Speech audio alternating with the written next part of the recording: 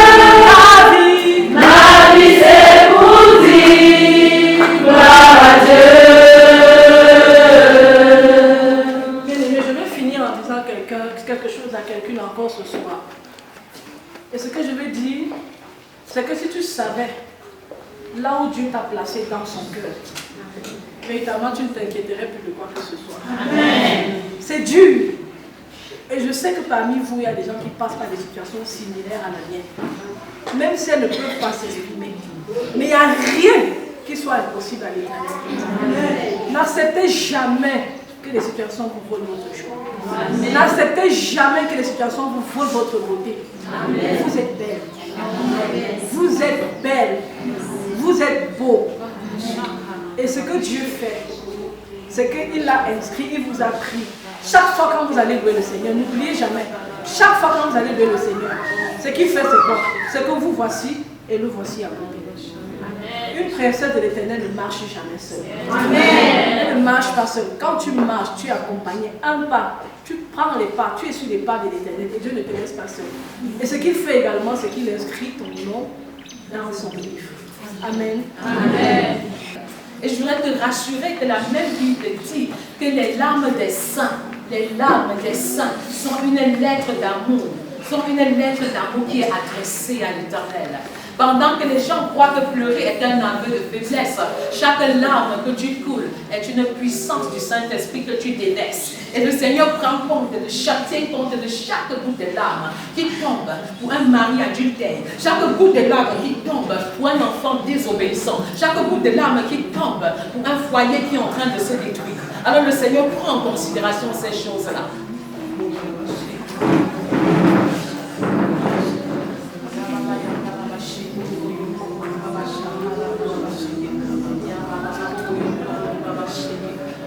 par nature. Pleure sur ta situation. Pleure sur ta condition. Pleure véritablement. Crie à l'Éternel. Père, je suis fatigué d'être médiocre. Et je veux sortir de cette médiocrité pour être excellente. Je suis fatigué de ma maladie. Je suis fatigué d'un célibat qui perdure. Je suis fatigué d'être sans emploi. Je suis fatigué. Je suis fatigué. Je suis fatigué. Et je veux passer à une autre dimension avec toi. Je veux passer à une autre dimension avec toi. Oh Père! Oh Père! Oh Père! Je tiens ton vêtement. Et je ne sors pas d'ici tel que je suis entré.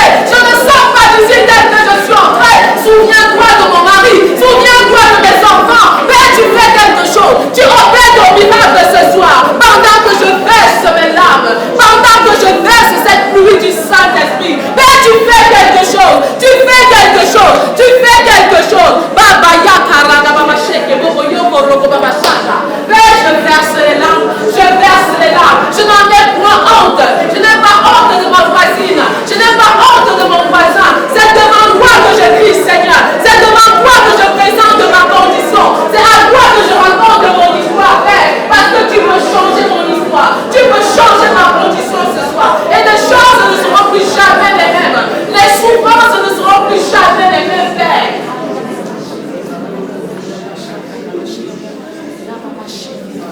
Le Seigneur se souvient de toi. Le Seigneur se souvient de ta condition. Il ne t'a pas oublié. Il t'aime encore. Il ne t'a pas oublié. Pendant que tu déverses cette abondance de larmes. Il se souvient de toi. Il se souvient de ta situation. Il se souvient de ta condition. Et il te visite d'une manière particulière. Il a allumé un feu dans cette salle.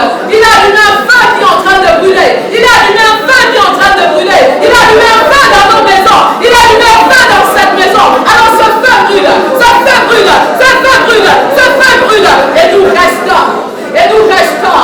Nous donnons notre santé. Faire revenir les maris à la maison, Père. Faire revenir les femmes à la maison, Seigneur. Faire revenir les enfants désobéissants et introduire à la maison. Père, tu les fais revenir. Tu les fais revenir. Et nous avons la ferme assurance que tu achèves toujours ce que tu as commencé. Oh, ce que nos paroles, ce que notre intelligence n'a pas pu réaliser. Père, tu le réalises ce soir à travers nos larmes. Tu le réalises ce soir à travers nos cris. Tu le réalises ce soir dans nos lettres d'amour. Tu le réalises ce soir, Père. Tu le réalises ce soir. Tu le réalises ce soir.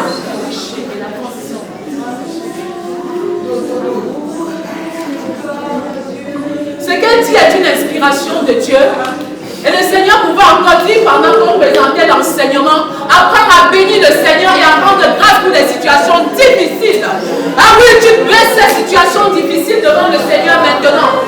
Répands les situations difficiles devant le Seigneur.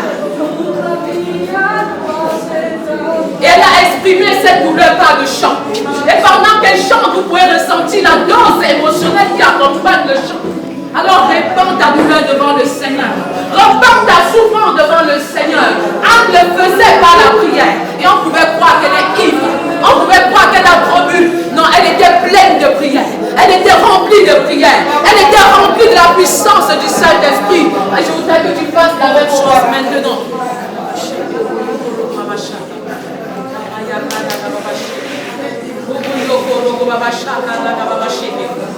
Baba yakara na baba sheke bobo yoko rogo baba sheke ya baba bobo yoko rogo baba sheke reke baba yakara na baba shaka. Père, nous te bénissons parce que tu vois l'état de nos cœurs, tu vois l'état de nos conjoints, tu vois l'état de nos familles, tu connais nos conditions et tu ne nous laisses pas orphelins, tu ne nous laisses pas orphelines parce que tu as promis, Père, parce que tu as promis que tu ne nous abandonneras pas et tu ne nous délaisseras pas. Nous faisons totalement confiance à cette parole. Et nous croyons que tu continues de régner en maître absolu au nom puissant de Jésus. Amen. Amen. Jésus s'étant approché, leur parlant ainsi, tout pouvoir m'a été donné dans le ciel et sur la terre. Allez, faites de toutes les nations des disciples, baptisez-les au nom du Père, du Fils et du Saint-Esprit, et enseignez-leur à observer tout ce que je vous ai prescrit. Et voici, je suis avec vous tous les jours jusqu'à la fin du monde.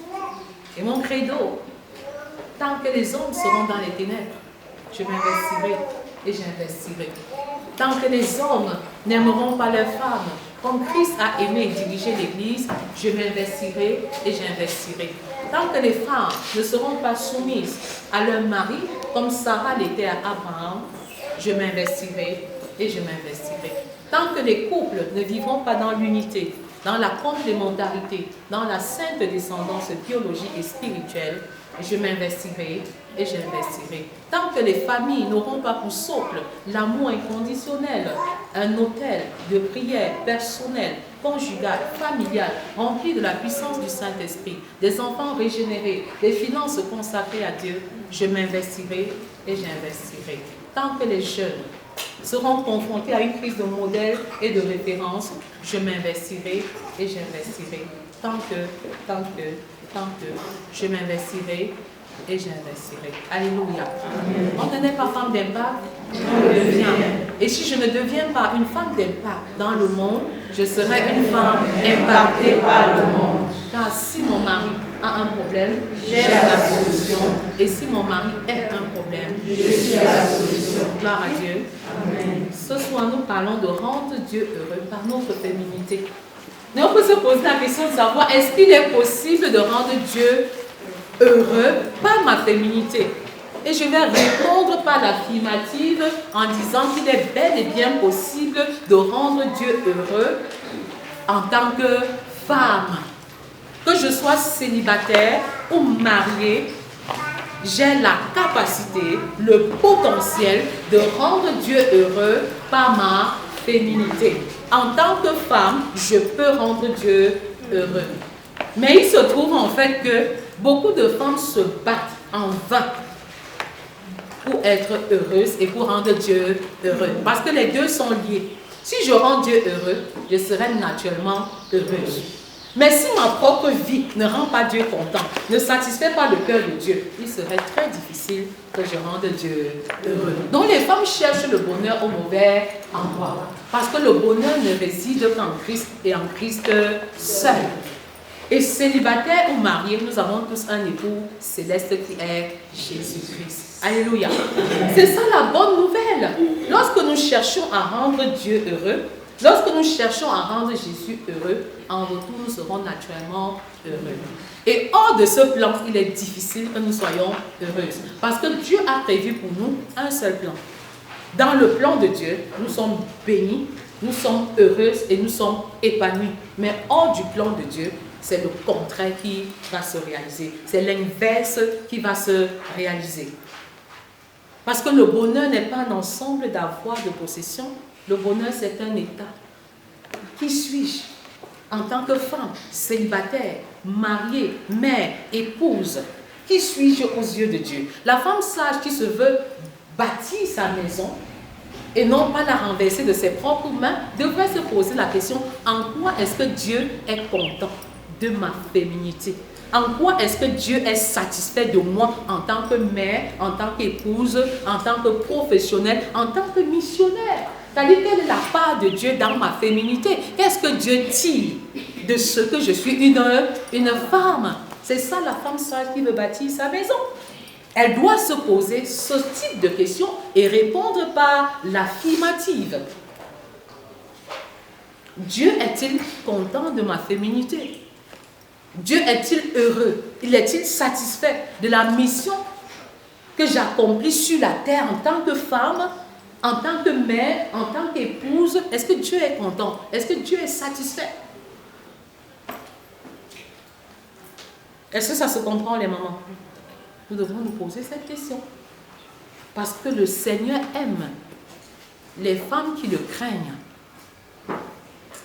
Ça, c'est le psalmiste qui le dit. Et qui espèrent en lui. Et quelle que soit ta situation, tu as besoin d'espérer contre toute espérance. Parce que la Bible dit dans Colossiens 1, 27, Christ en vous, l'espérance de la gloire. Tant que le Seigneur n'a pas donné son dernier mot, tant qu'il n'a pas donné son verdict final, ne t'avoue jamais vaincu. Il y a toujours une issue, il y a toujours une voie, il y a toujours une porte tant que nous vivons, parce que la vie que nous avons là vaut mieux que toute autre chose. Mais où réside donc le secret qui me permet de rendre Dieu heureux de ma féminité, de ma vie de femme? Où réside le secret qui consiste à rendre Dieu heureux au travers de mon foyer, quand bien même mon mari n'est pas converti, quand bien même mon mari ne cherche pas la face de Dieu? En quoi est-ce que moi, en tant que femme, je peux contribuer à rendre Dieu heureux, à rendre Dieu content? Première chose, il faut lui donner la priorité. Parce qu'il est la priorité des priorités, il est bon que nous lui donnions la priorité. Dans tout ce que nous entreprenons et dans tout ce que nous sommes, donnons la première place et toute la première place à l'Éternel. Même s'il faut qu'après, ils prennent toutes les autres places. Mais qu'est-ce que cela implique de donner la première place à Dieu? C'est Marc 12, verset 30. Tu aimeras le Seigneur ton Dieu de tout ton cœur, de toute ton âme, de toute ta pensée et même de toute ta force. C'est là où réside le secret de son propre bonheur. Parce que quand je cherche à rendre Dieu heureux, en fait, en retour, il va me rendre heureux. Et c'est un principe important que les chrétiens n'arrivent pas à saisir. Ton bonheur se trouve dans ton mari. Et quand tu vas chercher le bonheur de ton mari, c'est en ce moment-là que tu seras heureuse. Mais si tu cherches ton propre bonheur, tu auras du mal à être heureuse. Mais parce que nous sommes par nature égoïstes, il est plus facile de rechercher notre propre bonheur au détriment du bonheur de l'autre. Aimer Dieu de toutes ses forces et aimer son prochain comme soi-même, c'est central. Mais le plus difficile n'est pas de dire aimer, mais aimer là, qu'est-ce que cela sous-entend? Qu'est-ce que cela implique? Qu'est-ce que cela veut dire? C'est ça le plus difficile. Parce qu'il s'agit d'aimer ici de l'amour de Dieu et non pas de l'amour des hommes. S'il faut parler de l'amour des hommes, chacun aura quelque chose à dire. Mais s'il faut parler de l'amour divin, très peu de femmes auront à dire quelque chose de sérieux. Est-ce que vous comprenez ça? L'amour divin, il est éternel. Et c'est de cet amour que nous devons aimer nos enfants, nos maris. Il est éternel. Le Seigneur pouvait dire dans Jérémie 31:3, je t'aime d'un amour éternel. C'est un amour qui n'a pas de fin. Donc il n'y a pas de raison que je commence à t'aimer et que j'arrête de t'aimer par la suite. Ce n'est pas possible. Jésus, qui est la vie éternelle, ne saurait avoir une fin. Je suis le chemin, la vérité et la vie. Et celui qui croit en moi aura la vie. L'amour de Dieu est éternel. Vous savez, Dieu est par nature amour. Et nous ne pouvons pas dire que nous aimons tant que nous n'avons pas connu cet amour. Donc il est bon que nous nous évaluions sous le critère de l'amour de Dieu et non pas sous le critère de l'amour humain. L'amour de Dieu est éternel. Il ne finit pas. Or, dans le monde, c'est que je t'ai aimé aujourd'hui. Maintenant, je ne t'aime. Il faut même qu'on divorce. Et parfois, on vit même dans la même chambre, sur le même lit, mais on est divorcé. Même dans la pensée, on est divorcé. Même de manière sociale, on est divorcé. Dans la manière de voir, dans la manière de faire. Parce qu'on n'a pas compris que l'amour de Dieu est éternel. Deuxième caractéristique de l'amour divin, c'est un amour sans condition. Romains 5, verset 8. Dieu prouve son amour envers nous en ce que, lorsque nous étions encore des pécheurs, Christ est mort pour nous. L'amour de Dieu n'a pas de condition. Dieu nous aime tels que nous sommes, avec nos forces et nos faiblesses. Et il nous aime quand nous sommes mauvais. Est-ce que ça se comprend un peu? C'est un amour tellement profond que, humainement parlant, on a du mal à le comprendre. On a du mal à le saisir. Et on a même besoin d'une intelligence renouvelée pour pouvoir comprendre que Dieu nous aime. Il nous aime indépendamment de ce que nous sommes et même indépendamment de ce que nous faisons. Vous voyez un peu? Si Dieu ne nous aimait pas sans condition, on serait tous morts. mort parce qu'il nous a punis, mort parce qu'il nous a châtiés, mort parce qu'il nous a corrigés. Donc c'est sans condition. Or, beaucoup de femmes n'ont pas l'expérience de l'amour de Dieu parce qu'elles sont très affectées quand elles sont rejetées par leur mari. Elles ont comme l'impression que tout est fini. Elles n'ont pas touché du doigt l'amour qui ne change pas, l'amour qui pardonne tout. Bref, elles ont vécu, pour la plupart du temps, les femmes, dans des situations où on ne les a pas acceptées comme telles. Et elles ont du mal à comprendre l'amour d'un Dieu qui accepte comme ça, si je peux dire ça ainsi.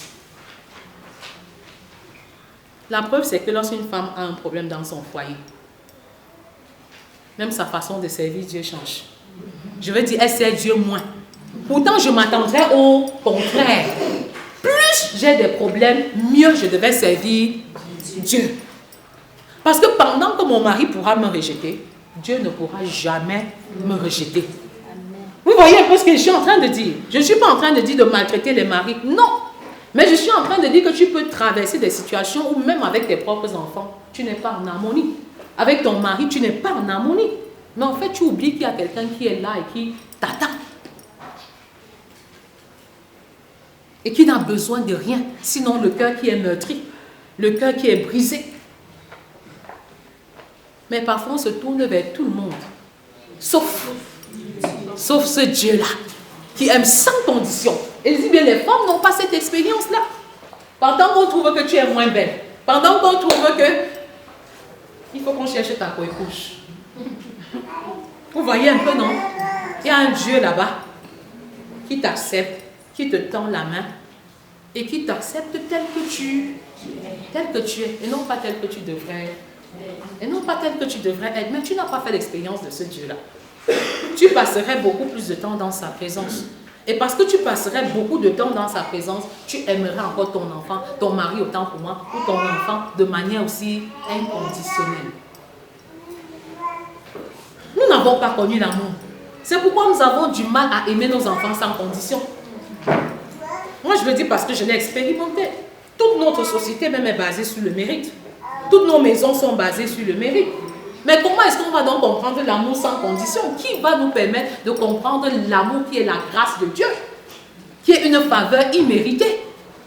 Vous voyez, l'image que je peux décrire maintenant, c'est on a ouvert la prison et on dit aux femmes sortez.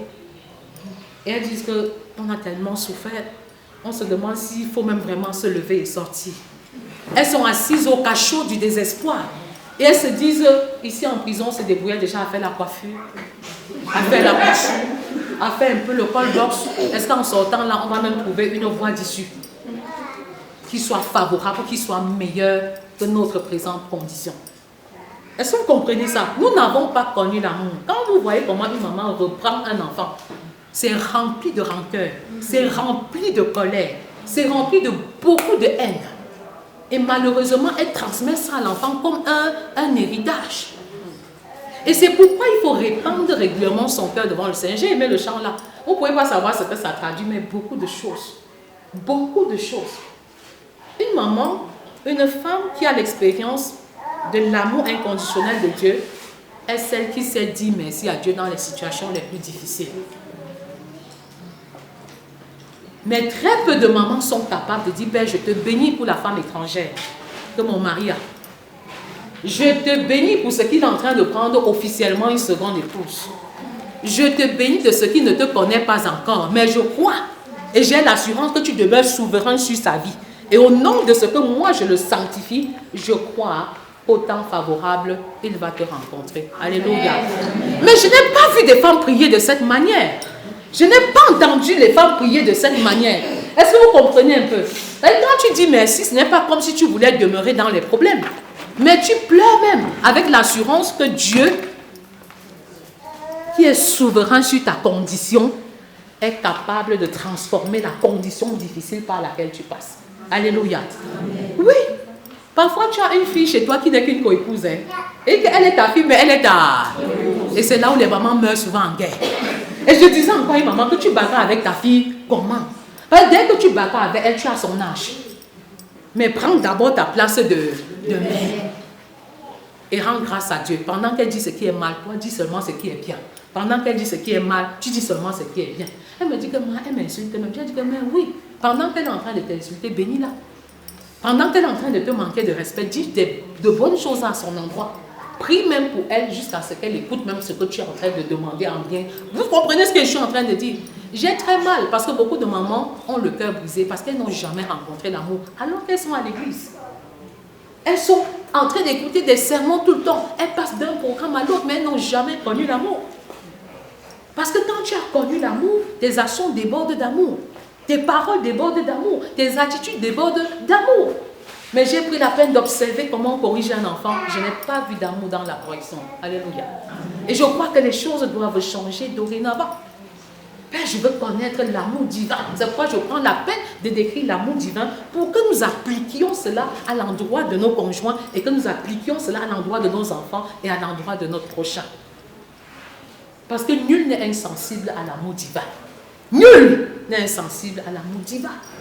Même le bandit le plus récalcitrant, lorsqu'il va ressentir une parole d'amour à votre endroit, viendra confesser et viendra vous dire un certain nombre de choses. Cela veut dire que nos enfants manquent d'amour. Nos maris même sont privés d'amour. Nos maisons n'ont pas une fondation d'amour inconditionnel dont je suis en train de parler. Mais le jour où tu vas t'engager à bâtir ta maison sur une base, sur une fondation d'amour inconditionnel, on ne te dira pas simplement. On ne te dira pas. C'est un amour qui n'a rien d'humain. Il n'y a rien d'humain dans cet amour-là. Il est hautement divin. Et parfois, on va vous traiter de folle lorsque vous allez essayer d'aimer de cette manière. C'est un amour qui corrige. Selon Hébreux 12, à partir du verset 10, c'est un amour qui corrige.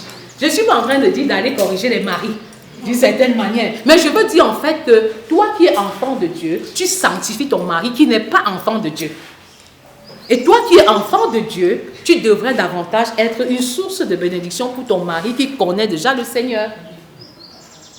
À travers tes actions, tes attitudes, tes gestes, tu devrais davantage galvaniser ton mari pour qu'il aille à une autre dimension, davantage de booster.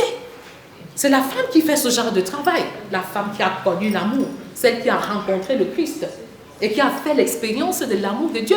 Beaucoup de mamans n'ont pas expérimenté l'amour et le pardon de Dieu. Vous savez que les deux vont ensemble, non? Le pardon inconditionnel et l'amour inconditionnel. Et le jour où on va vraiment faire l'expérience des deux, on va corriger nos enfants différemment. Et on va voir nos maris avec les yeux divins. Et on aura un peu plus compassion d'eux. Une compassion agissante, une compassion abondante de nos maris et de nos enfants. Au lieu de passer le temps à critiquer, à se plaindre, à revendiquer, on aura beaucoup plus compassion d'eux. L'amour corrige. L'amour corrige. Mais tu corriges ton mari en t'élevant spirituellement. Tu corriges ton mari en étant davantage connecté au mari céleste. Tu corriges ton mari en apprenant à fermer ta bouche. Tu corriges ton mari en demeurant dans la présence de Dieu en sa faveur. Amen. Alléluia. Amen. Oui, les choses vont changer d'elles-mêmes. Et lorsque tu commences à te dire que mon mari exagère, est-ce que je vais arriver? Sache que tu n'es plus connecté. Hein, tu n'es plus connecté, c'est la chair qui parle en toi. Le jour où tu penses que tu es fatigué de supporter les caprices de ton mari, c'est que spirituellement, il y a quelque chose qui ne marche pas. Quand Adam est connecté à Dieu, il dit quoi? Voici l'os de verre, voici la chair de ma. Mais d'une fois qu'il est déconnecté, il dit que la femme que tu m'as donnée là,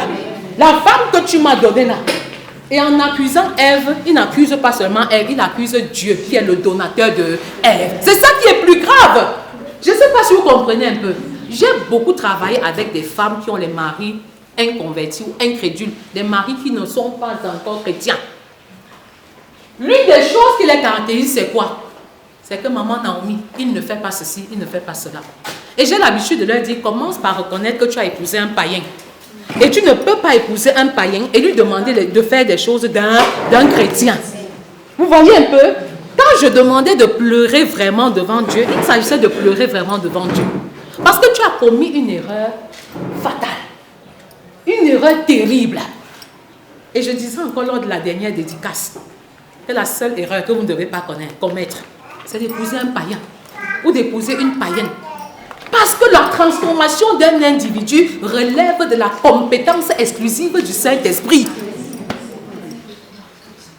Ça, c'est pour les célibataires qu'on martèle comme ça. Mais une fois que tu es marié, tu payes le prix. Et tu payes le prix.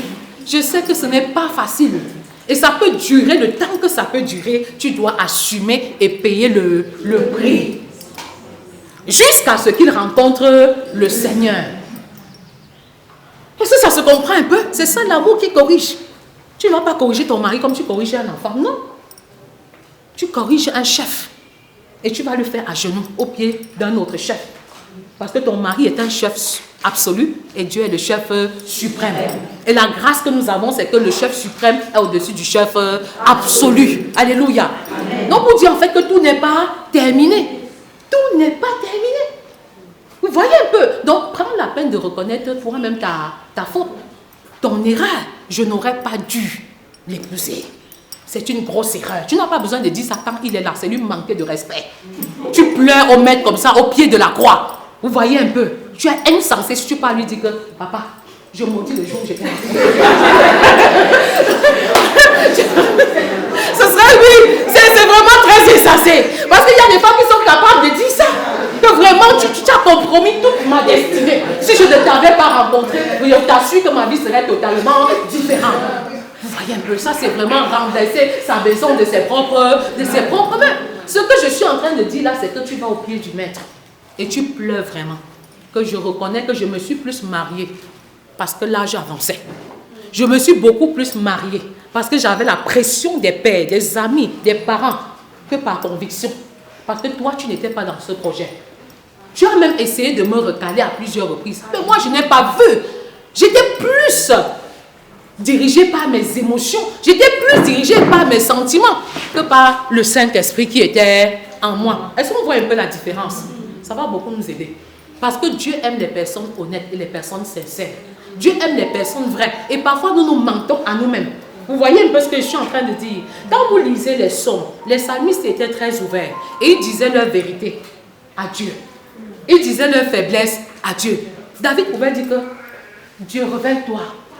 Un gars qui sait que Dieu ne dort jamais. Mais il dit que Père, réveille-toi sur ma condition. Réveille-toi sur ma situation. Parce que si tu me laisses, je suis fini. Et je ne peux plus rien. Quand on a un mari inconverti, il y a des manières très stratégiques de prier. Vous comprenez, non? Il faut prier de manière très... de telle à accélérer et même à stimuler la conversion de votre mari. Tu ne peux pas prier de manière passive. Tu ne peux pas prier de manière toujours à supplier. Il y a un genre de choses qu'il faut dire à Dieu. Je suis la cause de mon propre malheur. Vous voyez un peu ça? Parce que quand elle vient parfois te raconter la situation, c'est comme si c'est Dieu qui était coupable. C'est comme si c'est Dieu qui avait laissé faire. Je ne sais pas si vous comprenez ce que je suis en train de raconter là. Et ça peut être aussi le cas pour nous dans d'autres domaines, dans d'autres dimensions. On a tendance à mettre Dieu au banc des accusés. Mais on est courageuse, hein? Comment Dieu a pu laisser faire? Ben Dieu te crée libre et responsable. Parce que c'est facile de taper. Il y a beaucoup d'autres types de corrections qu'on peut donner à un enfant, sans que ce ne soit le bâton. J'exclus le bâton parce que c'est la version la plus facile. Quand on dit corriger un enfant, on a comme l'impression que c'est naturellement le bâton, c'est naturellement le fouet. Pourtant, ça peut être un conseil, ça peut être une parole, ça peut être même un temps de correction, avec d'échange avec l'enfant, tout simplement. Ça peut être une forme de correction verbale qui amène l'enfant à réfléchir sur sa condition. Or, en le fouettant, on ne lui a même pas donné l'occasion de s'exprimer. Surtout les adolescents. Vous fouettez un adolescent, vous allez lui faire beaucoup plus de mal. Mais vous échangez avec lui, vous êtes disposé à mieux le gagner pour le Seigneur. Donc l'amour de Dieu corrige. Il est sans condition. Il est éternel. Il est stable. Alors que l'amour des femmes est très instable.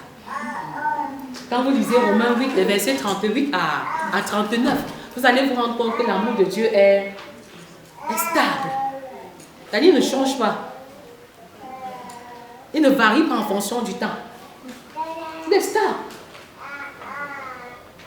C'est pourquoi il est écrit, car j'ai l'assurance que ni la mort, ni la vie, ni les anges, ni les dominations,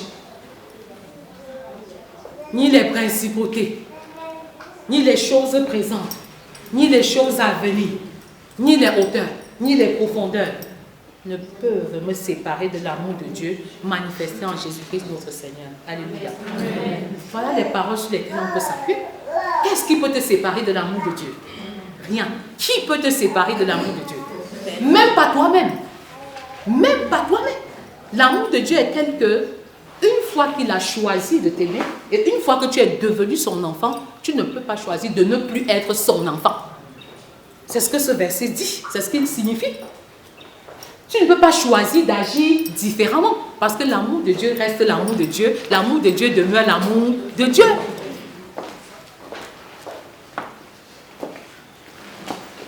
Et rien ne peut plus changer cet amour-là.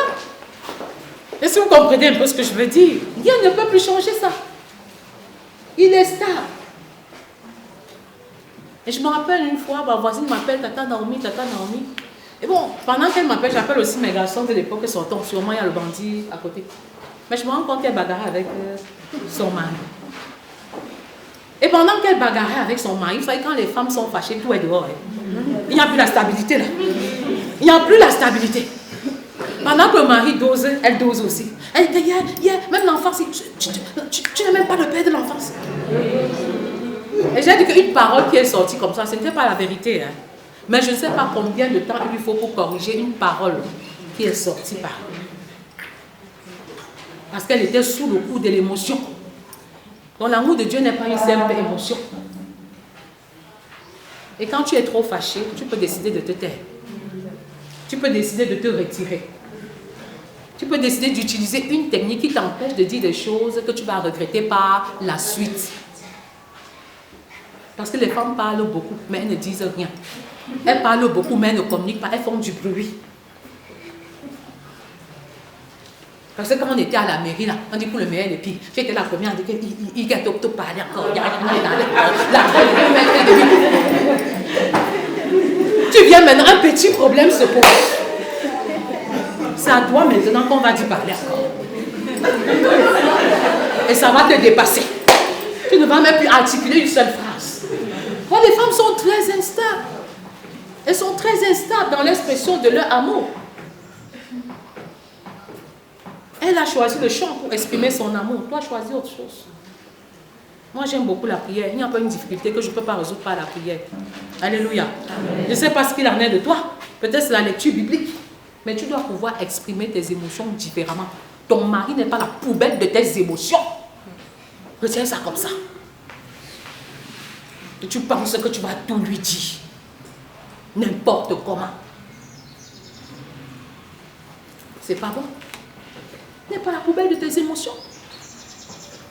Et ce n'est pas parce que quelque chose te monte fortement à l'intérieur que tu es astreinte de dire cette chose-là. Tu peux te taire pour la bonne cause. Au nom de la stabilité de votre foyer. La stabilité de votre amour. C'est vrai que beaucoup de femmes vont me dire, le cycle mensuel, quand c'est, il faut dépasser ce niveau-là. Même Dieu lui-même au courant de ça. C'est naturel. Mais au contact du Saint-Esprit, Dieu transforme ces choses-là pour que nous puissions agir comme lui veut, non pas comme nous le voulons.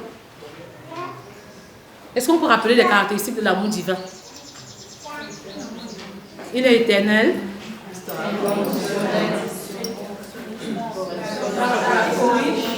Oui, il est stable. Il corrige. Il est inconditionnel. Si nous pouvions appliquer ça dans nos foyers et dans nos maisons, on vivrait différemment. On vivrait différemment. Est-ce que vous comprenez un peu? Sur la base de ces caractéristiques, je vais définir donc ce que c'est que l'amour. Et chaque femme peut s'évaluer à la lumière de l'amour. L'amour sans condition de Dieu, il est divin. Ce n'est pas un sentiment. Il est au-delà des sentiments. Parce que le sentiment, c'est généralement dans les fiançailles. C'est le aimer parce que, c'est ça le sentiment. Je l'aime parce que, lorsque nous sortons ensemble, il ouvre la portière, genre je m'assois. Hein? Quand on va au resto, il tire la chaise, je m'assois. On explique aux célibataires, c'est le aimer parce que. Vous voyez un peu? Mais maintenant, dans le mariage, il faut aimer malgré. Vous voyez un peu ce que je suis en train de dire? Parce que tu découvres la réalité du mariage. Pendant les fiançailles, vous voyez 2 heures, 3 heures. Et tu ne pouvais pas évaluer qui la personne était au fond d'elle-même. Plus vous vivez dans la même maison, dans la même chambre, sur le même lit, tu te rends compte que le gars là n'est pas aussi poli que je croyais. Il n'est pas aussi intègre que je le croyais. Quand il dort, il ronfle même. Et quand je veux résoudre le problème de ronflement, je consulte sa mère, je me rends compte que même sa chambre était à l'extérieur quand elle était en famille, tellement il ronflait. Et je ne peux pas résoudre ce problème-là maintenant. Donc il est question d'aimer malgré. Vous voyez, c'est pourquoi l'amour ne peut pas se limiter à un cœur qui bat, à un simple sentiment. À une histoire de qu'il m'achetait toujours les robes, il m'achetait toujours, je dis bien achetait. Donc il ne le fait plus maintenant. Vous voyez un peu, l'amour sans condition, c'est que même comme tu ne le fais pas, je continue de t'aimer. C'est ça, aimer malgré. Nous devons apprendre à aimer malgré. Et non pas aimer parce que. L'aimer parce qu'il passe très vite. Parfois, 1 an après le mariage, c'est du passé. Vous voyez un peu, le aimer parce que là, c'est que en fait, vous cheminez ensemble. Quand il te piétine, tu dis que non, chérie, ça va. Le même homme te piétine 1 an après le mariage. Tu dis que je sais maintenant qui tu es. On m'avait dit, je ne savais pas que tu étais méchant comme ça. Je découvre qui tu es maintenant. C'est la même personne. C'est le même geste qui est posé. Mais c'est une attitude totalement différente. Est-ce que ça se comprend un peu? Donc on doit dépasser ce niveau de aimer parce que, aimer sentiment. C'est un amour divin. C'est un amour qui n'est pas un sentiment, qui ne se limite pas à un sentiment. C'est vrai qu'il y a un sentiment, mais il ne se limite pas à un sentiment. C'est un amour qui ne varie pas en fonction des circonstances et des événements. Vous comprenez ça, non? Qui ne varie pas en fonction des circonstances et des événements. C'est-à-dire que ton mari peut te gifler au salon et dans la chambre, il demande l'intimité sexuelle et tout se passe parfaitement. C'est ça l'amour sans condition, qui requiert une maturité certaine. C'est là où beaucoup de femmes meurent en guerre, n'est-ce pas? Et parce que beaucoup de femmes n'ont pas la maturité émotionnelle. Elles n'ont pas la maturité émotionnelle. Vous voyez une femme sage qui veut bâtir sa maison travaille à développer cette maturité émotionnelle ou même dans les situations difficiles, elle accomplit pleinement son devoir sans tenir compte des aléas, des circonstances difficiles par lesquelles elle passe. Alléluia. Amen. Oui. C'est ça la maturité émotionnelle. Tu as bagarré avec ta belle-sœur. Ton mari vient, il prend le parti de sa sœur. Et dès qu'elle part, il veut l'intimité sexuelle. Dans ta tête, tu te dis que ce monsieur... ça ne marche même pas. Rien ne passe. Que quand il fallait défendre mon parti là-bas au salon, tu ne m'as pas vu. Maintenant que tu veux être satisfait sexuellement, je suis là. Vous comprenez un peu? C'est ça, aimer sans pardon. C'est ça, aimer sans condition. C'est ça, aimer sans condition. Tu auras tendance à dire que, hey, pardon, va voir ta soeur, ou bien va voir ta mère. Je ne suis pas une machine à sexe, va la voir. Mais ce n'est pas bien. Vous voyez un peu? Ce n'est pas un sentiment. C'est un engagement. Cet amour est un engagement, c'est-à-dire c'est une décision que je prends et j'assume la décision, quelles que soient les difficultés par lesquelles je passe. J'assume pleinement. C'est l'amour dans sa forme la plus pure et la plus profonde. Et la dernière caractéristique que je vais donner, ça va faire mal, mais c'est vrai. C'est un amour qui dépend de la personne qui aime et non pas de la personne qui est aimée. Il faut écrire ça, entourer. C'est un amour qui dépend de moi qui aime et non pas de la personne aimée. C'est-à-dire mon amour pour mon mari dépend de moi, c'est-à-dire de mon engagement, de ma décision à l'aimer indépendamment de ce qu'il est, de ce qu'il a et de ce qu'il fait.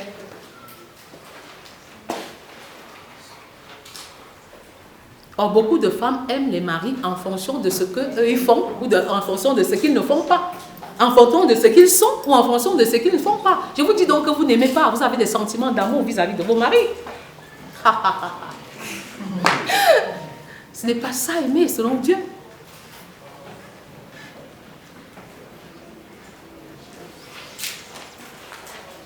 Est-ce que ça se comprend un peu? Ça dépend de moi, pas de lui. C'est-à-dire, quel que soit ce qui se passe, il peut même rentrer de la maison avec une femme étrangère, avec même une dulcinée, mais servez-leur à manger et demandez-leur s'ils ont besoin de se reposer un temps soit peu.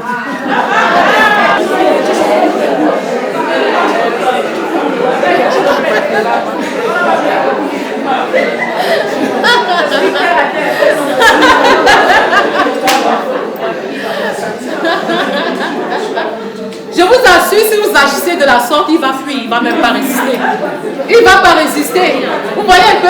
Mais dès que tu vas voir la femme étrangère, tu vas aller prendre le cabas. Tu prends le truc, tu attaches ici que viens. Tu mets l'eau au feu pour le mari. Tu as tout raté. Tu as tout raté. Tu as tout raté. Parce qu'une maman qui agit ainsi, ou une femme qui agit ainsi, elle sait sur quoi elle s'appuie. Vous voyez un peu? Elle sait sur qui aussi elle s'appuie. Celui qui est en moi est plus fort que celui qui est dans le monde. Parce que pendant que les hommes disent que le remède de la femme, c'est la femme, moi, je n'ai jamais cru à ça. Je n'ai jamais cru à ça. Parce que spirituellement parlant, si tu prends bien soin de ton mari, personne ne peut avoir accès à ces 5 mètres 50. Alléluia. Oui. Si tu pries vraiment. Mais les femmes, elles ont peur. Quand elles voient peut-être le mari avec la secrétaire 1 fois, 2 fois, 3 fois. Moi, je ne gère même pas ce genre de situation. Je suis trop sûre. Je ne gère pas ça. Mais c'est spirituellement qu'on en juge. J'ai parlé du mari céleste tout à l'heure. Ce n'est pas que je mets ma confiance en mes propres forces. Non. On a un mari céleste qui voit le visible et qui voit l'invisible. Et qui contrôle notre propriété privée même quand nous ne sommes pas là. Alléluia. Oui. Il faut simplement lui faire totalement confiance. C'est pas trop autant à dire que suis un peu ton père, tu vas voir combien de femmes il va saluer en couple. Mais tu deviens esclave de ton propre mari et tu suffoques même. Et ça se comprend un peu. Tu passes le temps à contrôler ses SMS, ses messages et tout ça, ses conversations avec la gente féminine. Tu ne seras jamais épanoui. Tu n'auras même pas assez de temps pour prendre soin de toi ou pour prendre soin de Dieu, de ta relation avec Dieu. Bon, maintenant, qu'est-ce que cela implique? Nous avons défini l'amour divin, nous avons vu ce que c'est, mais qu'est-ce que cela implique au-delà de ce que nous avons expliqué? Ça veut dire qu'il faut accepter le mari tel qu'il est et non pas tel qu'il devrait. Toutes les fois où tu vas critiquer ton mari, il devient moins bon qu'avant. Plus tu vas le critiquer, mieux tu vas dresser un mur entre lui et toi. Fais attention à ta bouche. Fais attention à ta bouche. Et j'ai souvent demandé aux femmes d'appliquer la règle 3/1. Elles savent ça. Que si tu veux faire un reproche à ton mari, fais-lui d'abord 3 compliments. Et comme tu n'as pas beaucoup de compliments pour ton mari, tu vas arrêter de faire des reproches. Si tu veux lui dire que tu rentres tard, dis-lui que tu t'habilles bien. Vous voyez un peu, non? Tu prends bien soin des enfants. J'aime ta façon de te tenir en public. Mais seulement, je n'apprécie pas le fait que tu rentres tard. Ça a un sens. Parce que les 3 compliments prédisposent son cœur. Ça met déjà beaucoup de bombes sur son cœur. Et il est bien préparé à recevoir le reproche que tu veux lui donner. Donc trop critiquer ne nous aide pas. Trop se plaindre ne nous aide pas. Et la femme qui bâtit sa maison dépose les plaintes de son mari au pied du maître. Uniquement au pied du maître, pas dans la belle famille. Pas dans ta propre famille, parce qu'on va le détester à cause de toi. Ça se comprend un peu. Subordonner mon bonheur à son bonheur. Ça, c'est un français un peu compliqué. Je veux dire ceci. Tu ne peux pas chercher ton bonheur et celui de ton mari au même moment. Par conséquent, il faut chercher premièrement le bonheur de ton mari. Après, le bonheur de Dieu. Aucune femme ne peut dire amen là-dessus. Parce que tu ne peux pas chercher ton bonheur et celui de ton mari au même moment. Tu ne peux pas poursuivre 2 lièvres à la fois. Acte 20-35 dit qu'il y a plus de bonheur à donner qu'à... Et j'ai expliqué d'entrée de jeu que Dieu a mis ton bonheur en ton mari. Quand tu vas chercher le bonheur de ton mari, c'est alors que toi-même tu seras heureuse. Travaille pour le bonheur de ton mari. Recherche premièrement les intérêts de ton mari. Et tu verras que les choses seront différentes.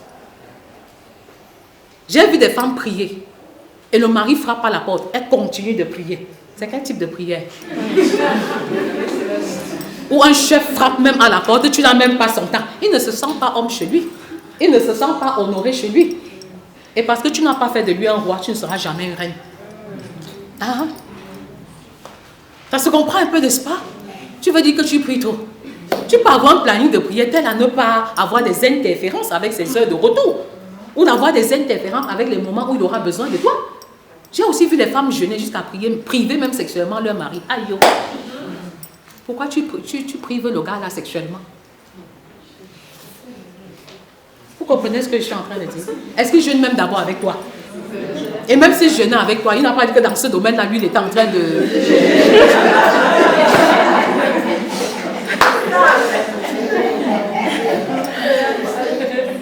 Ça se comprend, n'est-ce pas? On a dit que l'intimité sexuelle est un acte d'adoration. Continue ton jeûne par là-bas. Tu te tiens vraiment à jeûner. Parce que les femmes sont doublement insensées. Je me pose tellement de questions. Et tu vas grandement toi-même ouvrir la porte à la femme étrangère. De manière inconsciente.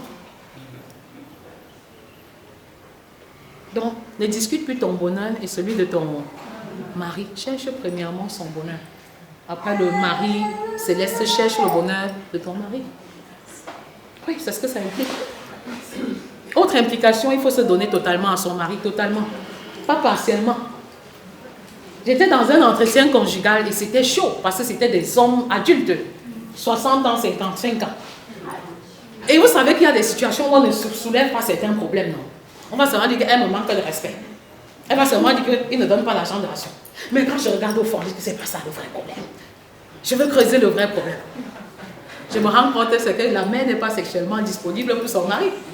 Et je lui dis que maman, tu peux bien m'expliquer cette histoire? Elle me dit que moi, en fait, je ne me donne pas totalement. Je donne une partie, l'autre partie, c'est manqué. Elle garde l'autre partie. Pendant l'intimité sexuelle, elle ne se donne pas totalement.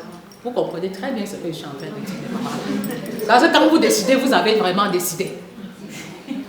Et c'est vous qui déterminez la suite du jeu. C'est se donner totalement corps, âme et esprit. L'amour donne. Dieu nous aime et il nous donne son Fils unique. Jean 3,16. Et en retour, il nous demande de faire 1 Jean 3,16. C'est-à-dire d'aimer nos maris de manière sacrificielle. Comme lui également nous a aimés de manière sacrificielle. Il veut que nous aimions comme il a aimé. Et il met en nous le potentiel pour aimer sans condition. Il nous donne ce potentiel-là, il nous donne cette capacité-là. Parce qu'il sait que humainement, ce n'est pas faisable d'aimer quelqu'un qui est mauvais, d'aimer quelqu'un qui est désagréable. Ce n'est pas humainement possible. On est plus porté à rendre le mal par le mal. Donc, aimer aussi, c'est se sacrifier. Hein? C'est se sacrifier, se donner totalement, se sacrifier. Et j'ai l'habitude de poser la question aux femmes, qu'est-ce que tu as déjà posé comme geste sacrificiel à l'endroit de ton mari? Le plus souvent, les femmes attendent que les maris agissent, qu'on les invite au resto, qu'on leur achète une grande robe de soirée. Mais qu'est-ce que toi, tu as déjà posé comme geste sacrificiel à l'endroit de ton mari? Parfois, on a comme l'impression qu'on n'a rien à offrir. Ce n'est pas vrai. C'est un mensonge. On a toujours quelque chose à offrir. Mais je vais davantage encourager les femmes, les mamans, à offrir de manière sacrificielle. Quand je parle de sacrifice, ça nécessite beaucoup d'efforts. Ça peut nécessiter aussi beaucoup d'argent. Ça peut nécessiter beaucoup de temps, beaucoup de réflexion. Mais il est important de le faire indépendamment de l'attitude de votre époux. Et si vous attendez qu'il se comporte bien pour lui offrir le paquet, ça n'aura pas toute sa raison d'être. La première Mercedes blanche que j'ai offerte à mon mari, on était en désaccord. Hein? On n'était pas forcément dans une harmonie parfaite. Et puis je vais rappeler que je suis enseignante, je n'ai pas beaucoup d'argent, forcément. Vous voyez un peu, mais c'était sacrificiel. Alléluia. Amen. Oui, les femmes ont toujours tendance à recevoir, mais moi je suis de ceux qui pensent qu'il y a plus de bonheur à donner qu'à recevoir. Les femmes disent ça, mais elles ne pratiquent pas vraiment ça. Et je veux voir vraiment une nouvelle génération de femmes qui savent donner ce qui leur coûte cher. Dieu n'a pas envoyé un de ses fils. Il a envoyé son unique fils. Vous voyez un peu? Donc vous avez répondu, mais j'ai vu beaucoup des dons. Mais je n'ai pas vu des dons sacrificiels. Est-ce que vous comprenez un peu le sens de ce que je dis? Vous allez voir une femme aller donner 50 000 à un pasteur. Parce que le jeûne s'est bien passé. Mais elle n'a jamais offert une enveloppe de 50 000 à son propre mari. Est-ce que je m'adresse aux femmes? Vrai ou vrai? Est-ce que vous comprenez les femmes? Vous êtes prêtes à aller donner de manière sacrificielle au berger. Et c'est pourquoi à la fin, il va même vous faire la cour. Tu lui donnes 50 000 à la fin de chaque jour. Pourquoi il ne doit pas te faire la cour? Même si c'est seulement pour avoir les 50 000, est-ce que ce n'est pas suffisant? Est-ce que vous comprenez? Je parle de sacrificiel.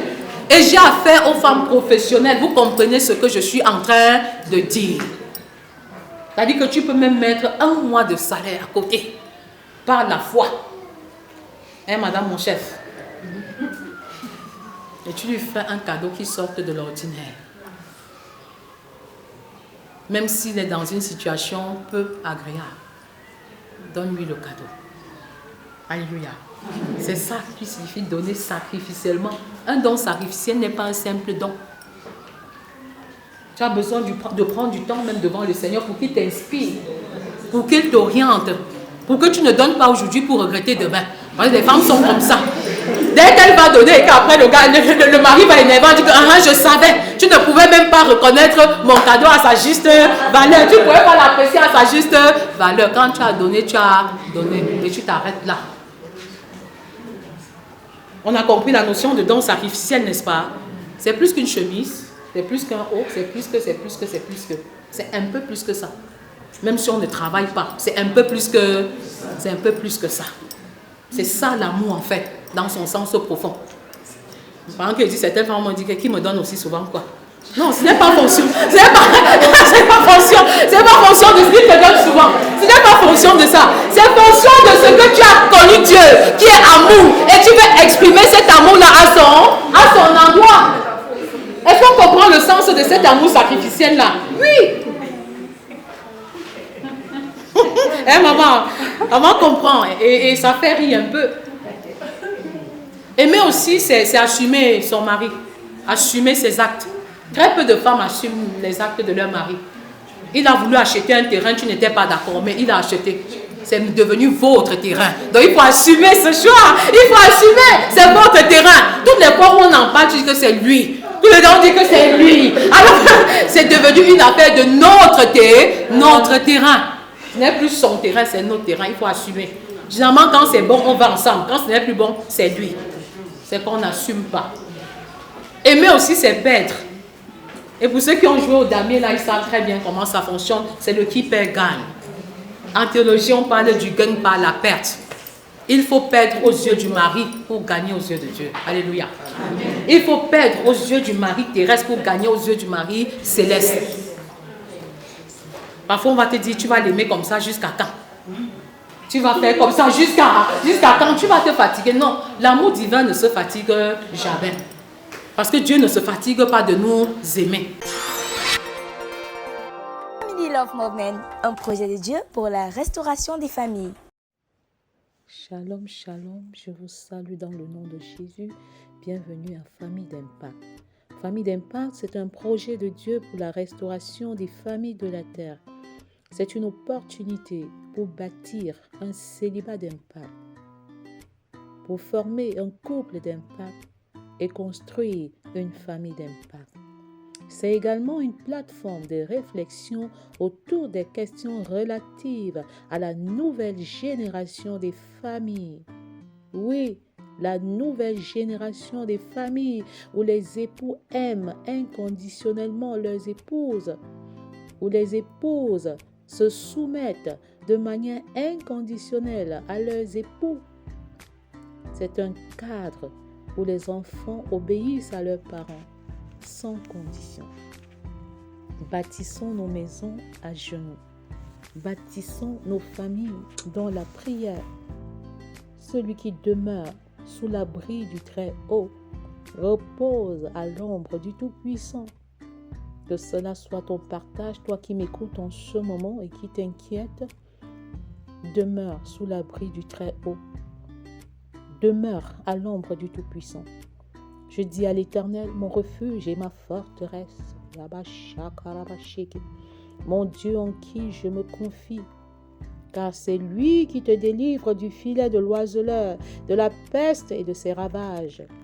C'est lui qui délivre tes enfants, c'est lui qui délivre ton foyer, c'est lui qui te délivre de toute adversité, de toute difficulté.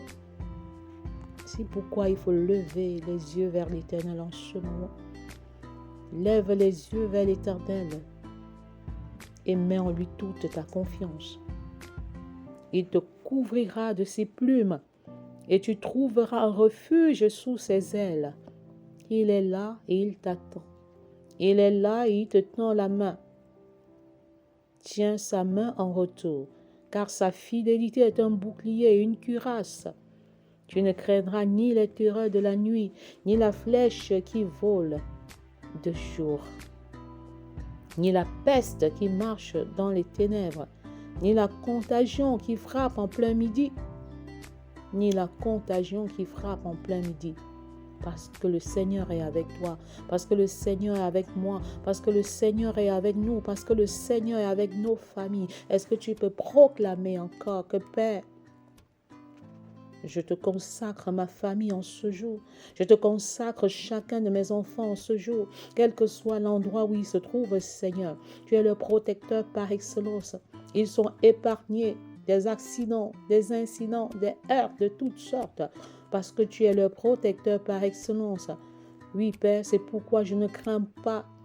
C'est pourquoi je refuse de m'inquiéter. Je refuse d'être dans l'angoisse. Que 1000 tombent à ton côté et 10 000 à ta droite, tu ne seras pas atteint. Je déclare que je ne suis pas atteinte. Je proclame que mon mari n'est pas atteint. Je déclare que mon couple n'est pas atteint. Je proclame que chacun de mes enfants n'est pas atteint. Je proclame que ma famille n'est pas atteinte.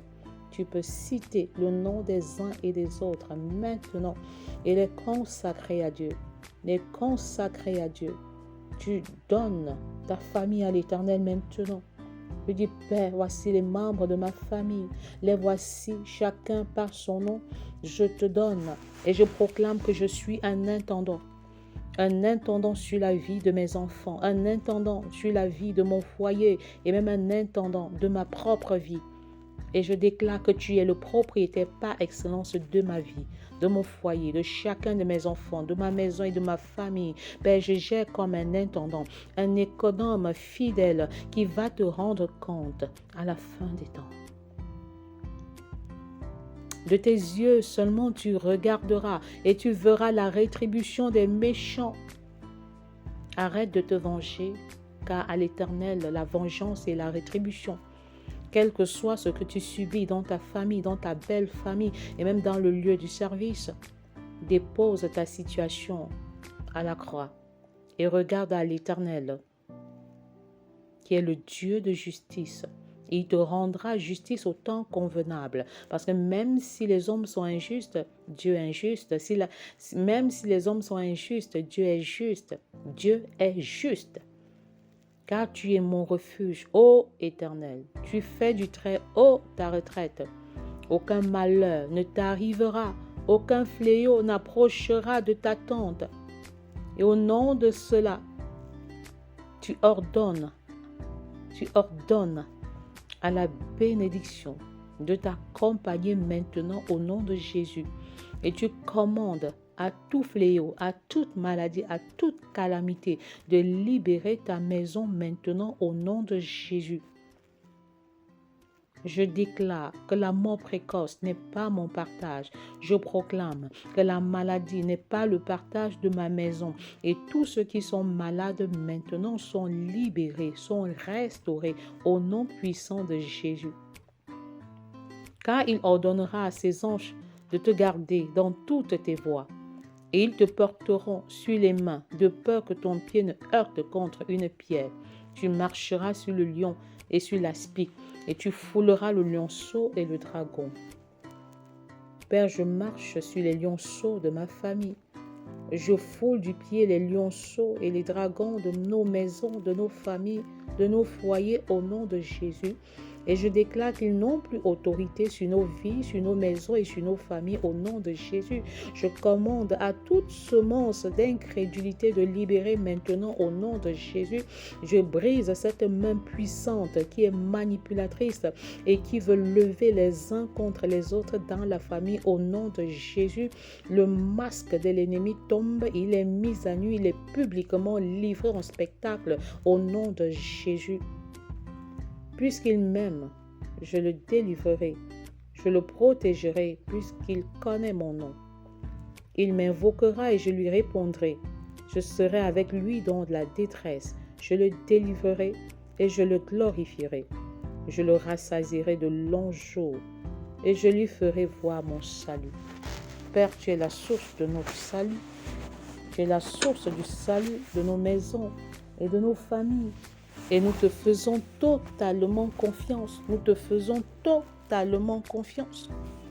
Merci Seigneur, car celui qui croit en toi, les fleuves d'eau vive couleront en son sein. Et je déclare que je suis un fleuve. Je suis un fleuve qui abreuve un maximum de personnes, en commençant par sa propre maison. J'abreuve mon époux, j'abreuve chacun de mes enfants. J'abreuve les enfants de mes enfants. J'abreuve les célibataires. J'abreuve les hommes. J'abreuve les femmes. J'abreuve les couples. J'abreuve les familles. Parce que la semence d'Abraham est en moi. Je choisis d'être une source de bénédiction pour la multitude. Au nom puissant de Jésus, que cela soit le partage de chacun de nous. Que cela soit le partage de chacun de nous dans ce programme. Engage-toi à être une source, ou mieux, à être un fleuve sur lequel Dieu peut s'appuyer pour bénir un bon nombre de personnes, une multitude sur cette terre. Tu es en train de t'inquiéter et tu te poses des questions et le Seigneur de te rassurer là où il y a le péché. Je suis là pour vous aider. J'ai réglé le problème de péché par la mort et la résurrection de mon Fils. Car là où le péché abonde, ma grâce surabonde.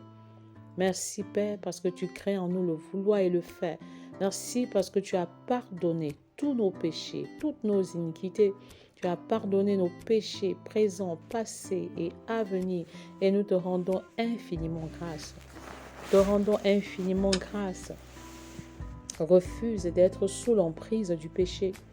Parce que la mort de l'Éternel, la mort de Christ, nous donne la domination sur toutes sortes de péchés. Père, je refuse de demeurer dans le péché. Je refuse de cajoler le péché. Je m'en dissocie totalement. Et comment est-ce que je le fais? En regardant à toi, Père. Parce que lorsque tu te focalises sur le péché, tu as plus conscience du péché. Donc, je refuse de me focaliser sur le péché, mais je me focalise sur Dieu. Je me focalise sur sa parole. Je me focalise sur ce qu'il veut que je fasse.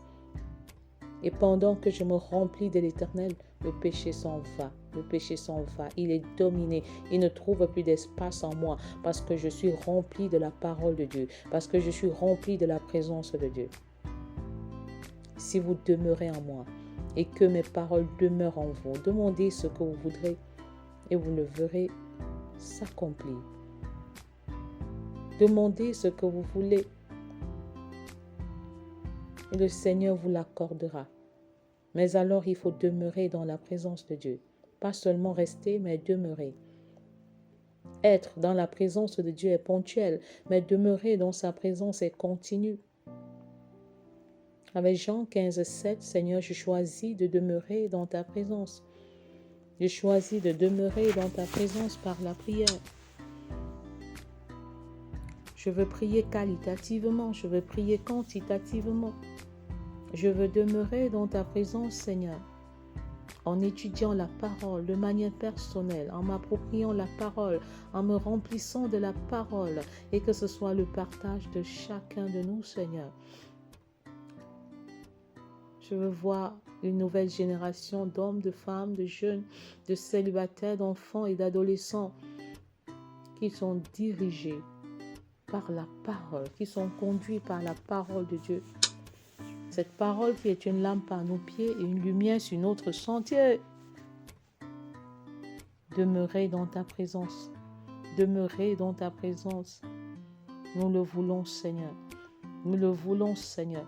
Et pendant que nous nous engageons, pendant que les uns et les autres crient à l'Éternel leur désir de demeurer dans la présence de Dieu, le Seigneur te donne la capacité de vaincre le sommeil, de vaincre la paresse, de vaincre la négligence. Oh Père, je marche sur la paresse, je marche sur la négligence, je marche sur les sommeils, les nuits de sommeil prolongées sans succès. Je marche sur l'indiscipline, l'absence de planification et je me lève maintenant et je combats dans la prière. Baba shakaraba sheke bobo shokoriga baba shekeriga baba yakaraba sheke bobo shokoroko baba yaka shakaraba baba. Les grands arbres sont déracinés en ce moment. Les forteresses qui nous maintenaient captifs dans l'absence d'envie de prier, le Seigneur met en nous le vouloir et le faire en ce moment. Les arbres qui représentent ici les forteresses sont en train d'être déracinés et le Seigneur sème de nouveaux arbres. Il sème de nouveaux arbres. Il sème de nouveaux arbres. Il nous donne une meilleure disposition de cœur à prier, une meilleure disposition de cœur à demeurer dans sa présence. Oh Père, merci parce que tu renouvelles notre intelligence, tu renouvelles notre sagesse, tu renouvelles notre esprit et tu nous donnes une nouvelle dynamique. Tu nous donnes de nouvelles stratégies pour prier efficacement, pour prendre des notes pendant que nous prions.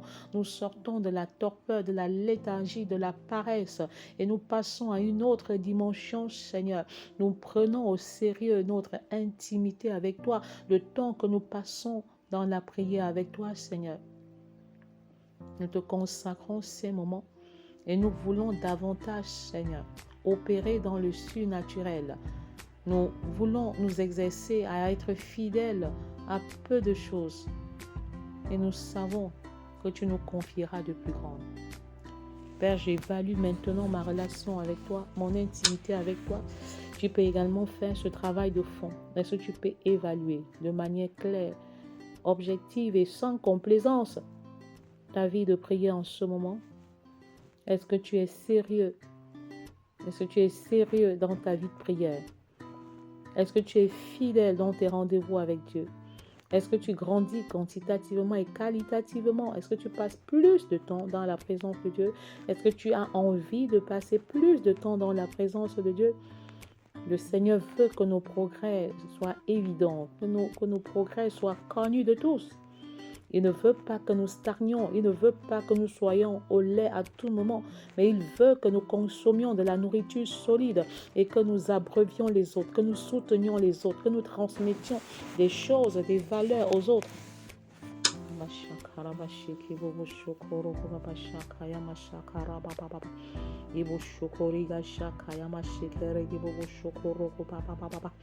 Celui qui met la main à la charrue et regarde en arrière n'est pas digne de moi.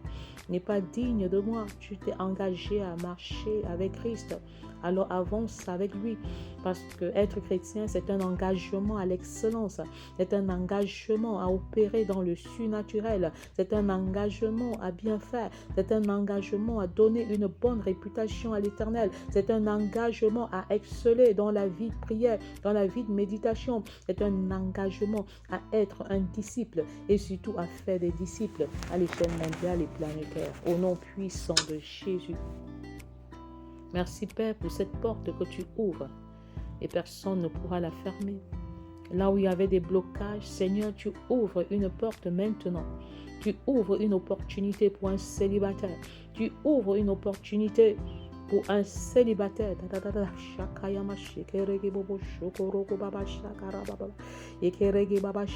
Ton fardeau, ton célibat n'est plus un fardeau. Ton fardeau n'est pas le célibat. Non. Non. Une porte t'est ouverte maintenant. Une porte est ouverte à un enfant qui s'engage dans la voie de l'obéissance totale. Un enfant qui soupire pour le don de prophétie. Tu en es visité, tu en es rempli au nom de Jésus. Une porte s'ouvre pour les enfants qui veulent dorénavant marcher dans l'obéissance. Les enfants qui veulent plaire à l'Éternel. Les enfants qui ont le discernement parfait et qui savent faire des choix spirituels, qui honorent le Seigneur. Une porte s'ouvre pour les adolescents qui renoncent à la drogue, à l'impudicité, à l'alcool, à l'amour de l'argent. Une porte qui s'ouvre pour des femmes qui choisissent dorénavant de bâtir leur maison à genoux dans la soumission. La soumission qui n'est pas un aveu de faiblesse. La soumission qui est l'apanage, le propre des femmes matures. Oh, de nouvelles filles de Sarah se lèvent dans cette génération. Elles ont compris que le bonheur est dans la soumission. Elles ont compris qu'il faut accomplir pleinement sa part sans regarder à ce que fait le mari. Une soumission sans condition, une soumission divine, une soumission qui consiste à être connecté à Dieu le Père, à se soumettre à Dieu le Père d'abord, avant de se soumettre au mari terrestre. Une soumission au mari céleste d'abord, ensuite une soumission au mari terrestre qui nous donne les directives. Nous recevons les directives du mari céleste qui nous permettent, cette directive reçue de lui, naturellement de nous soumettre au mari terrestre selon la perspective divine et non selon la perspective humaine. Une soumission qui est une élévation, une soumission qui est une bénédiction, une soumission qui est une grâce. Oh Père, je m'engage à me soumettre à mon mari. Je m'engage à me soumettre à mon mari. Je m'engage à bâtir les femmes qui veulent également être soumises à leur mari.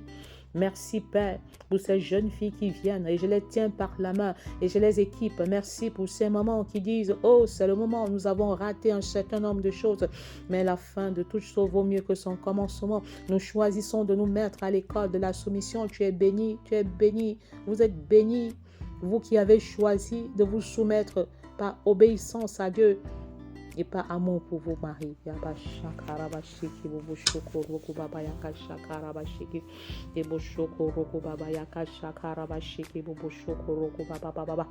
Une porte s'ouvre pour les hommes qui pleurent parce qu'ils ont compris qu'ils ont dominé, ils ont tyrannisé leurs femmes, leurs épouses.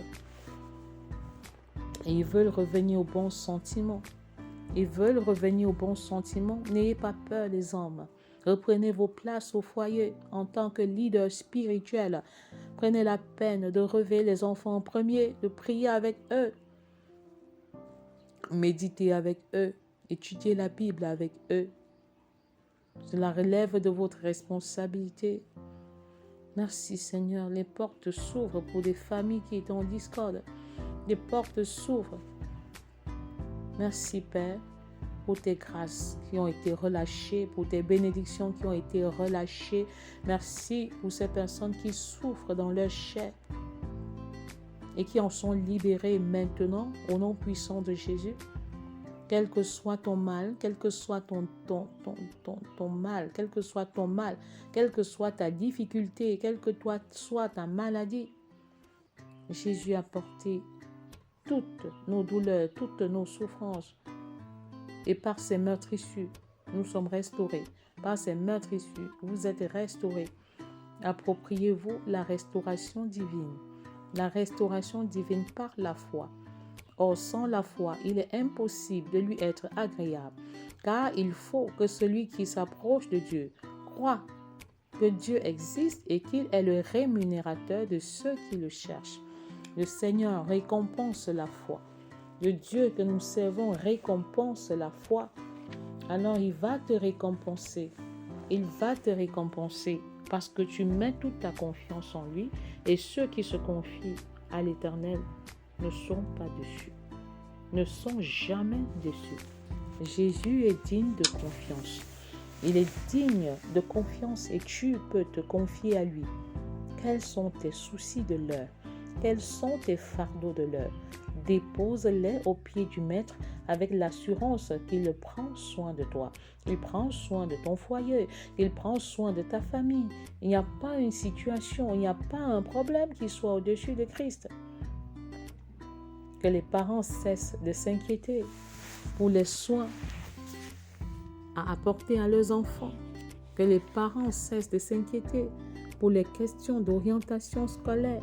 Que les parents arrêtent de s'inquiéter et qu'ils croient que le Seigneur est le pourvoyeur par excellence.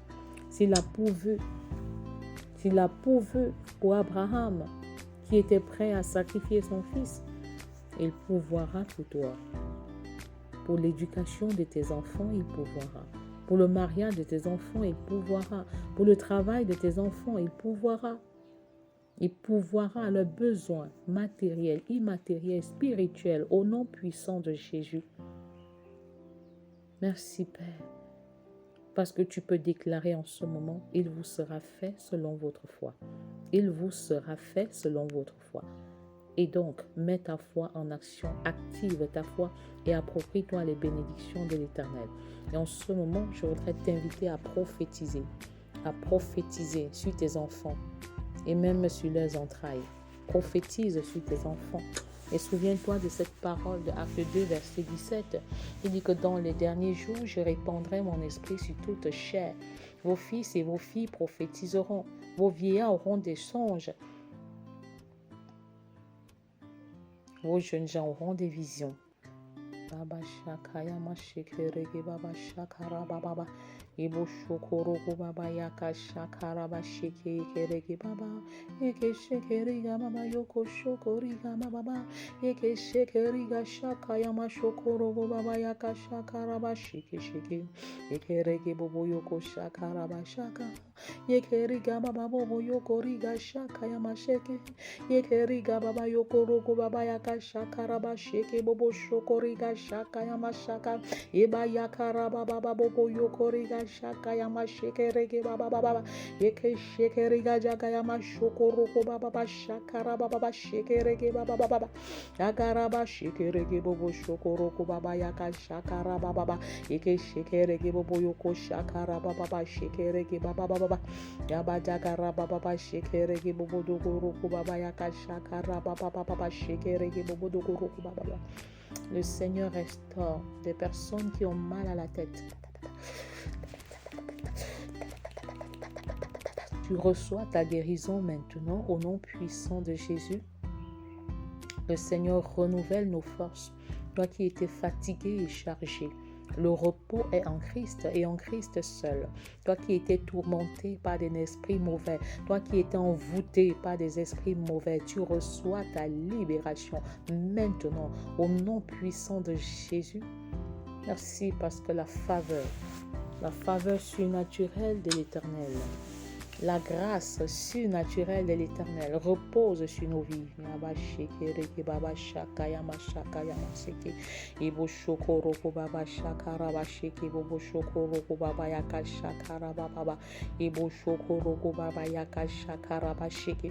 Merci pour ta faveur sur nos foyers. Merci pour ta faveur sur nos enfants. Merci pour ta faveur sur nos adolescents. Merci pour ta faveur pour nos célibataires. Merci Seigneur pour ta faveur surnaturelle pour les foyers.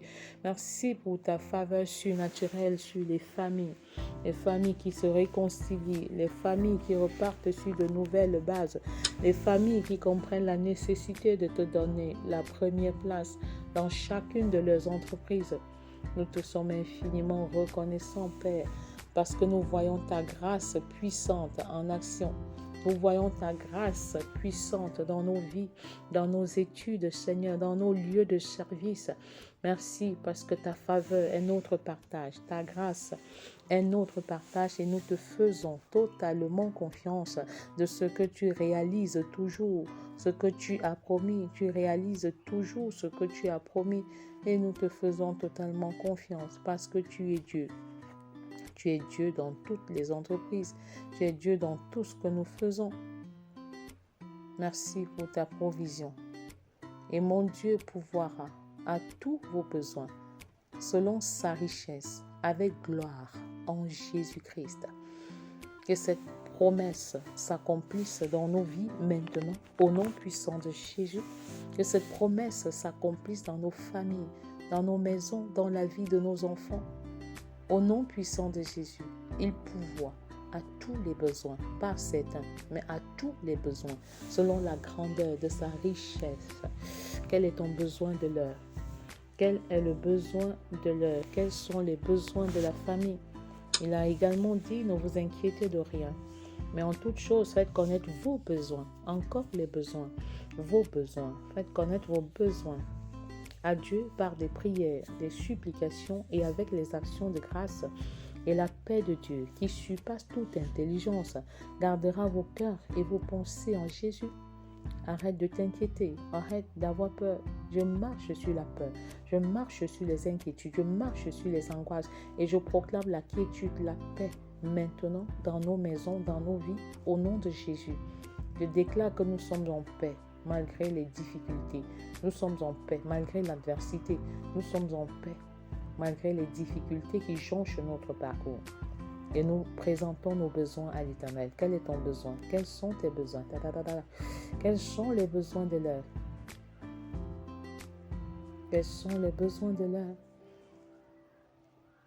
Que ce soit des besoins matériels ou spirituels, présente tes besoins à l'Éternel. Tu as sans doute des besoins. En tant qu'enfant, adolescent, jeune, célibataire, homme, femme, couple, tu as des besoins. Et le Seigneur te promet aujourd'hui de pouvoir à tous tes besoins selon sa grande richesse et gloire. Et gloire. Quel est ton besoin? Quel est ton besoin? Présente ton besoin à l'Éternel, la conversion des enfants, l'obéissance des enfants, l'orientation scolaire des enfants, le mariage des enfants ou des célibataires déjà âgés. Quel est ton besoin en tant qu'adolescent? T'affirmer, avoir un téléphone et bien l'utiliser pour la gloire de l'Éternel, de nouveaux vêtements, une nouvelle garde-robe, de nouvelles chaussures. Célibataire, que demandes-tu à l'Éternel en ce jour? Un mari, une femme, un foyer selon le cœur de Dieu, plus de dépendance au Saint-Esprit, croître dans la ressemblance à Christ, une voiture, une maison, une villa. Quelle est ta demande? Alors, femme, formule ta demande à l'Éternel. Tu veux que les yeux de ton mari soient tournés vers toi. Femme, tu voudrais que ton mari soit plus présent à la maison. Quel est ton désir? Les finances, la provision matérielle, une maison, une voiture. N'aie pas peur de demander des choses comme la voiture, comme la maison à l'Éternel. Il est le Dieu de tout. Et il a dit qu'il pourvoit à nos besoins selon sa richesse et gloire.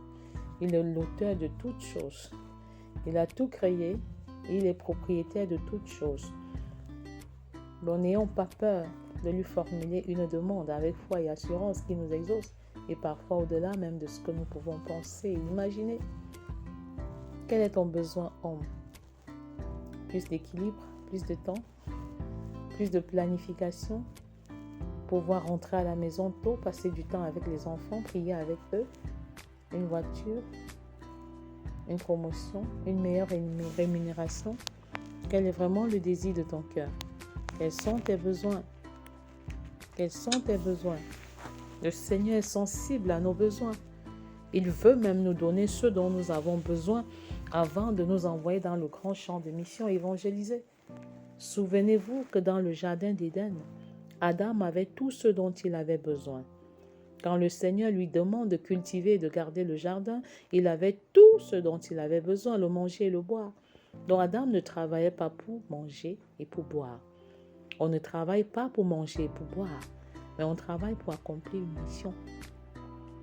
Est-ce que tu veux faire de ton lieu de service un instrument de mission? Que ton bureau soit un champ d'action pour la mission? Si tu es enseignant, que l'enseignement soit un instrument d'évangélisation, c'est encore possible.